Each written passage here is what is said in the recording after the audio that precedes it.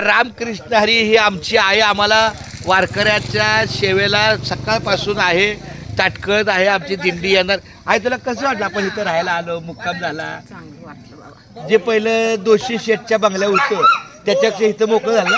हां सगळ्या वारकऱ्याचं पाय लागलं. पण तू आराम कर की आता जरा. करते हां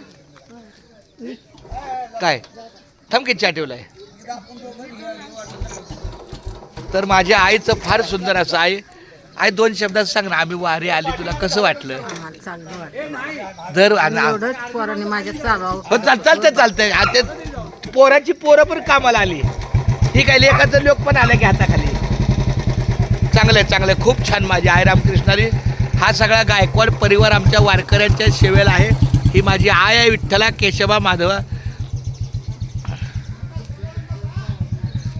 शिवराव आय म्हणती अशीच वारी आमच्या लेकाच्या लेकाने पण चालवावी. म्हणलं चांगलंय चाललंय.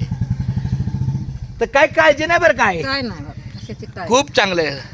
लय चांगलं. लय चांगलं आहे. बघा ही गाडी उभी आहे, दिंडीची गाडी आहे. हे आमचे आप्पासाहेबांची, आप्पा महाराजांची पण गाडी आहे, आबासाहेबांची पण हे आहे. खूप सुंदर या ठिकाणी बैठक व्यवस्था झालेली आहे. व्यवस्था झाली नाही चांगली. अहो लय भारी. आता फक्त